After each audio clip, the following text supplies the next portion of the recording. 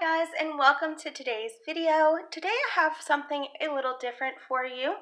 Today I will be showing you some life hacks, and I'll also be showing you some items that I intend on putting in a mini survival kit.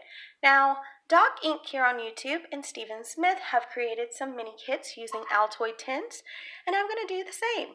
I'm also going to include some of the things I would need in my kit based on my daily activities. So I hope you like this video, and if you don't, please stick around because there's many more to come, and I'm going to go ahead and get started. So the first thing that I'll be including in my kit is dryer lint. Yes, dryer lint, because it is a good fire starter. Now the reason that dryer lint is so handy is because it works very well for starting fires, as I said, but it has a lot of different fibers and dyes in it. It also has some hair. If you have pets, it has pet hair, so it works out really well. It burns quickly, and it can get a fire started if you are using the old traditional method in a survival situation with sticks and stones, or if you decide to start a fire in a wet, damp environment. This will come in handy to use as a fire starter. So all dryer lints are going to be different. I did a load of colors, and this is what this is from. So I'm just going to show you real quick how good it burns. You want to take a little piece and roll it into a ball. Now you don't want to make it too tight because you don't want it to smother the fire, and then you just want to lay it on a plate. Now I recommend you doing this in a ventilated area with supervision if you're underage. This is just to test out if our dryer lint is going to burn good, because different loads of clothes will make different lints. So we're going to go ahead and start this using a regular lighter. Now in a survival situation, you can use any type of flame that you can get. Even if it's just a spark, it will work on this.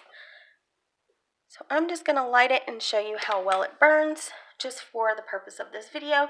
Usually the bigger it is, the more it would burn, the longer it would burn.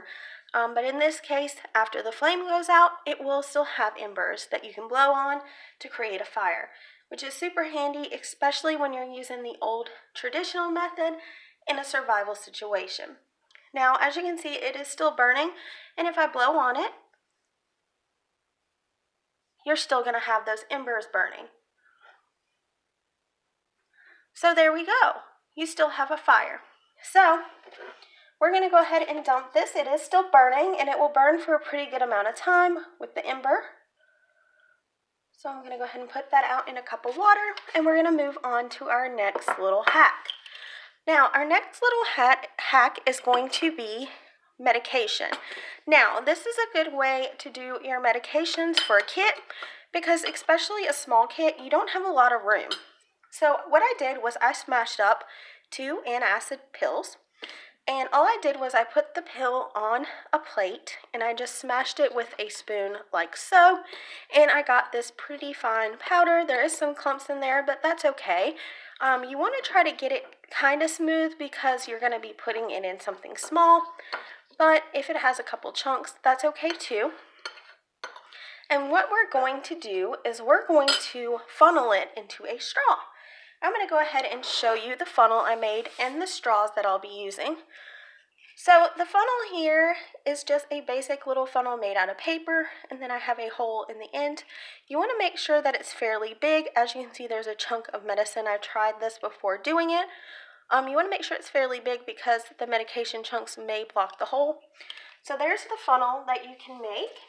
Also, you can take a straw like so, and you can cut it into little pieces.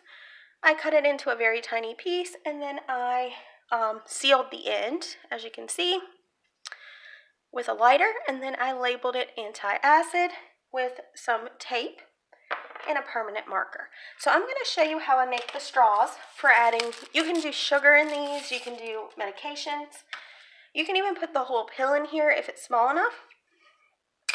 So what you want to do is you want to cut them into little pieces, and after you get those cut, you can label them if you like, or you can just go ahead and start sealing. So what you want to do is you want to pinch the edges together, and you want to take a lighter and run it across very slowly and not too long, so that you can just press it together because it is going to be hot, and you can pop it right open. Now I'm going to do mine a little more of a seal because I want it to not pop open. I want it to be waterproof. So if you want it to be waterproof, you want to make sure these edges get down really good and it won't pop back open like so. So it is sealed. You want to blow in it now. Make sure no air's coming through those holes. And there you go. There's your straw. You want to keep one end open so you can go ahead and add in your items. And I've already done so I'll just go ahead and test it out on this one because this one will be going in my kit. So you want to stick your little funnel down in your straw, like so. I hope you guys are seeing this okay. I don't have a really good setup right now, but you just want to take and pour some of the antacid into the straw by putting it in the funnel. And make sure you're looking inside and make sure it's like actually going down in there. Sometimes you'll have to roll it around or tap it to get it to go in. Now this is just going to be handy because you can easily pop these open with your teeth in a survival situation. But for now, I'm just going to add a little bit and show you how I seal these. So what I do is I pinch it together like I did the other end. And then you want to run the lighter across it very slowly. And you just want to seal it. Make sure it's sealed very good. Now in this case, you're going to have to just make sure it's sealed good because you can't blow on the end. So what I like to do is shake it. And if anything falls out, you know you have a leak. But that's going to make it waterproof. If you drop this in water, it shouldn't leak as long as you have got it sealed really well. And you can easily bite the top of it open in an emergency situation and have antacid. So that's really neat. Or you can just cut off the top with scissors if you have them or a razor blade. And you will have medication. So it's super cool, guys. And I will be making some for my kit. So that's that. Also, I thought vitamin D would be a good one to put in my kit. I am pre-diabetic, so I'm going to add in my kit some sugar. So I could put this in the straws too. The next little life hack I want to mention before we go, I actually have two more, is silica packets. Now, silica packets come in handy for numerous things. A lot of people throw them away, but I like to keep them. They keep moisture out of the air, they keep moisture from making things rust, and they're good for keeping medications from getting moisture in them. So adding one in your little mini kit will help your medications stay good and will help your tin from rusting. So that's super handy.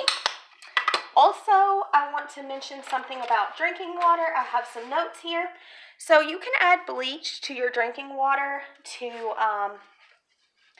help filter it and make it drinkable. You have to make sure it is Clorox bleach and you have to make sure it's a certain brand. Make sure you do your research before doing so if you are a prepper in any sort of way. I like to be prepared for certain power outages and things like that, natural disasters. You want to be prepared for things like that because you never know. So you can add 2 drops of water per quart or liter of water. You stir it well and you let it sit for about a half an hour before drinking it. If the water is still cloudy, then you need to try to filter it with something the best you can. And then if it's still looking cloudy and it's not really that good, you can double the amount of bleach you put in it, just double the time. So if you put 4 drops of water to a quart, make sure you're letting it sit for an hour rather than 30 minutes. So that's just a little tip that I learned recently that I wanted to share with you. Also, I'm just going to go over real quick what I'm going to put in my kit later. So I have this little tin, so I can't put too much in it. So I have a lot of stuff up here. I thought about a candle because the wax can come in handy in a survival situation. Also, the candle can stay lit for a numerous amount of minutes to kind of walk around with or whatever. Especially if it's damp out, you can cover the candle from getting wet and still be able to walk around with it. I found a mini flashlight that will work perfectly in this kit. So I'm going to take off the little thing there. I have some alcohol pads that I'll be putting in there. Now my survival kit is based on me.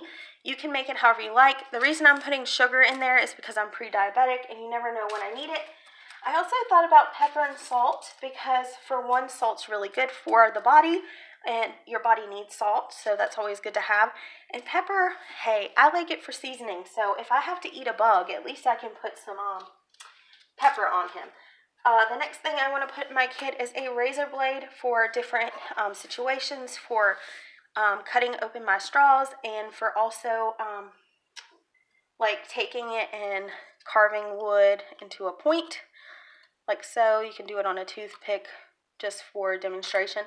I also thought about putting the toothpick in there because I thought if you're in a survival situation and you had to eat bugs, okay, which can happen to anyone, instead of like grabbing them and eating them like alive or smushing them, you could just like poke them with this and kind of kill them in a non-humane way, just straight through the head once. And yeah, I wouldn't want to eat bugs, but if I had to, I would.